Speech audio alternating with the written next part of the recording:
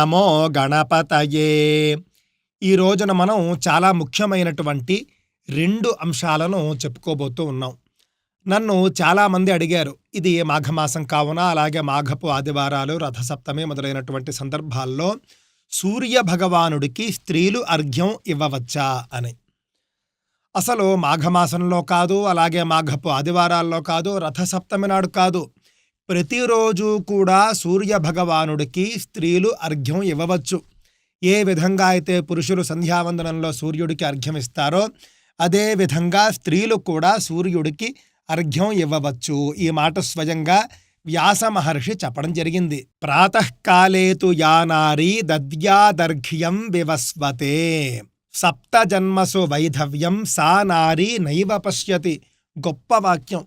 ఎవరైతే, ఏ స్త్రీ అయితే ప్రాతఃకాలమున సూర్యుడికి అర్ఘ్యం ఇస్తుందో, వివస్వతే, వివస్వాన్ అంటే సూర్యుడు, వివస్వతే అంటే సూర్యుడికి, ప్రాతఃకాలేతు యా నారీ, ప్రాతఃకాలమునందు ఏ స్త్రీ అయితే సూర్యుడికి అర్ఘ్యమిస్తుందో ఆ స్త్రీ 7 జన్మల వరకు కూడా వైధవ్యాన్ని పొందకుండా ఉంటుంది. అంటే ఏ స్త్రీ అయితే ప్రాతఃకాలం సూర్యుడికి అర్ఘ్యప్రదానం చేస్తుందో ఆ స్త్రీ 7 జన్మల్లో పుణ్యస్త్రీగానే ఉంటుంది అని స్పష్టంగా వ్యాస భగవానుడు చెప్పడం జరిగింది.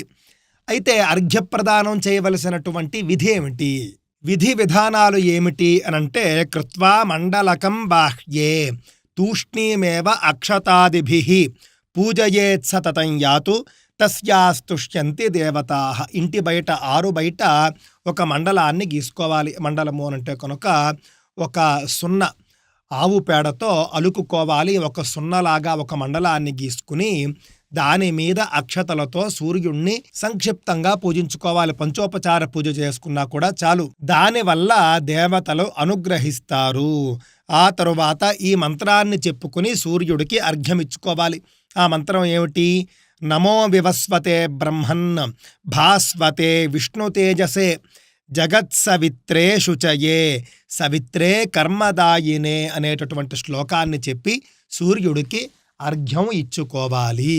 అగ్నిపురాణంలో దీనికి సంబంధించి చెబుతూ ఉన్నారు. ప్రణమేద్ భాస్కరం పత్యుః ఆయురారోగ్య సిద్ధయే. భర్త యొక్క ఆయుష్ను, భర్త యొక్క ఆరోగ్యాన్ని కోరుకుంటూ సూర్యుడికి స్త్రీలు నమస్కారం చేసుకోవాలి, అర్ఘ్యం ఇచ్చుకోవాలి అని దీని యొక్క సారాంశం. ఇదేమిటండి, ఎల్లప్పుడూ కూడా భర్త యొక్క ఆయుష్, భర్త యొక్క ఆరోగ్యమే తప్ప వీళ్ళ గురించి వీళ్ళేమీ కోరుకోకూడదా అనంటే కనుక ఇందులో సూక్ష్మాన్ని మనం గ్రహించవలసినటువంటి అవసరం ఉన్నది. భర్త అనంటే ఇంటి యజమాని. ఇంటి యజమాని బాగుంటే ఇల్లంతా దానంతటదే బాగుంటుంది. ఇంటి యజమానే ఇంటి రక్షకుడు కాబట్టి ఇంటి రక్షకుడు బాగుండాలి అని కోరుకుంటే చాలు. ఆయన బాగున్నంత కాలము కూడా ఇంటిని ఆయన చక్కగా చూసుకుంటాడు. తన భార్యకు కానీ తన పిల్లలకు కానీ ఏ విధమైనటువంటి లోటు లేకుండా, ఏ విధమైనటువంటి ఆపద కూడా రాకుండా చూసుకుంటాడు ఇంటి యజమాని. అంతేకాదు, భార్యను రక్షించుకునే బాధ్యత కూడా భర్తదే కాబట్టి భర్త బాగుంటే భార్య కూడా బాగున్నట్టే లెక్క. భర్త చేసేటటువంటి ప్రతి పూజలోనూ కూడా భార్య పేరు చెప్పినా చెప్పకపోయినా కూడా సగం ఫలం భార్యకు ఉంటుంది ఎల్లప్పుడూ కూడాను. భర్త చేసే ప్రతి పనిలోనూ కూడా భార్యకు భాగం ఉంటుంది. కావున భర్త బాగుండాలి అని భార్య కోరుకుంటే చాలు, అన్నీ బాగుంటాయి, కుటుంబం బాగుంటుంది అని ఇక్కడ మనకు అంతరార్థం కనిపిస్తూ ఉన్నది. ఇక పతివ్రత అంటే ఎవరు, పతివ్రత లక్షణాలేమిటి? పతివ్రత అంటే పుణ్యస్త్రీ అని చెప్పబోతూ ఉన్నాను. పుణ్యస్త్రీ అంటే ఏ విధంగా ఉంటుంది, పుణ్యస్త్రీ యొక్క లక్షణాలేమిటి అని వశిష్ఠ సంహిత చెబుతూ ఉన్నది. మొట్టమొదటి లక్షణం, పుణ్యస్త్రీకి ఉండవలసినటువంటి మొట్టమొదటి లక్షణం ఏమిటి అని అంటే తిలక ధారణము. తిలకం నుదుటన ఉంటే కనుక ఆమె పుణ్యస్త్రీ, లేకపోతే కనుక పూర్వ సువాసినిగా గ్రహించాలి అని శాస్త్రం చెబుతూ ఉన్నది. అంటే ఎట్టి పరిస్థితుల్లోనూ కూడా పుణ్యస్త్రీ బొట్టు పెట్టుకుని తీరాలి. ఆ తరువాత మరిన్ని లక్షణాలు చెబుతూ ఉన్నారు. కంచుకం కంఠసూత్రంచ కర్ణపత్రే తథాంజనం కాచకాభరణం చైవ హరిద్రాస్నాన పుండ్రకం. రవికె గుడ్డ ధరించడం కావచ్చు, అదేవిధంగా కంఠాభరణాలు కావచ్చు, చెవులకు దుద్దులు పెట్టుకోవడం కావచ్చు, చెవి రింగులు పెట్టుకోవడం కావచ్చు, అలాగే కాటుక పెట్టుకోవడం కావచ్చు, కాచకాభరణం చైవ అని అన్నారు. అంటే గాజులు ధరించడం కావచ్చు. హరిద్రా స్నాన పుండ్రకం అంటే స్నానం చేసినప్పుడు ఒళ్ళంతా కూడా పసుపు పూసుకోవాలి. కేశ ప్రసాధనం అంటే ఖచ్చితంగా తల దువ్వుకోవాలి. తల ముడి ఖచ్చితంగా ఉండాలి. అంటే జడైనా వేసుకోవాలి, సమయం లేకపోతే ముడైనా సరే వేసుకోవాలి. కేశ ప్రసాధనం చైవ పాదనాసావిభూషణం పాదాలకు ఆభరణాలు ఉండాలి. పట్టీలు కావచ్చు, అలాగే మెట్టెలు కావచ్చు. నాసావిభూషణం ముక్కు పొడక కూడా ఉండి తీరాలి. తాంబూలాదీని లక్ష్మాణి తాంబూలం కూడా ప్రతిరోజు కూడా భోజనానంతరం సేవిస్తూ ఉండాలి. ఈ లక్షణాలన్నీ ఉన్నటువంటి స్త్రీని పుణ్యయోషిత అంటారు, పుణ్యస్త్రీ అంటారు. మణిబంధే చ కంఠే చ కాచకాభరణైర్యుత చేతులకు కావచ్చు, అలాగే మెడలో కావచ్చు ఖచ్చితంగా గాజు ఆభరణాలు ఉండాలి.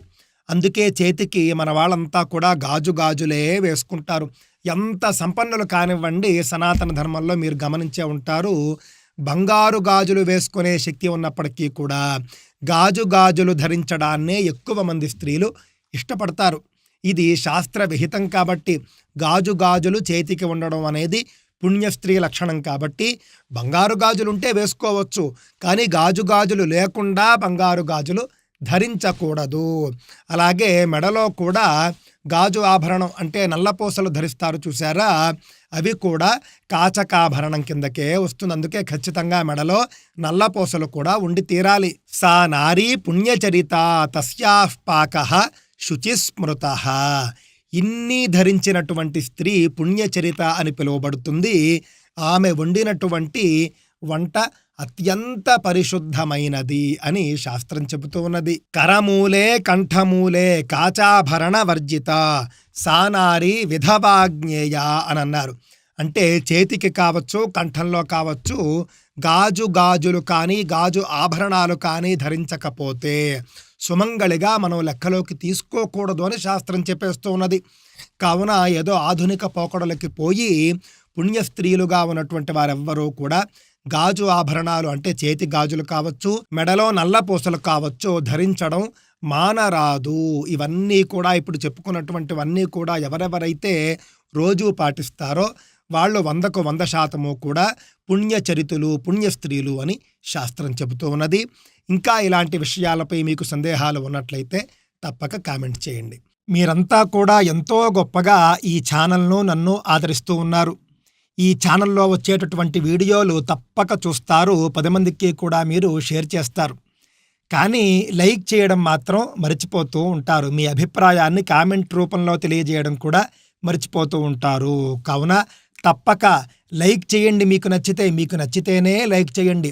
అలాగే మీ అభిప్రాయాన్ని కామెంట్ రూపంలో తెలియజేయడం కూడా మర్చిపోకండి. స్వస్తి.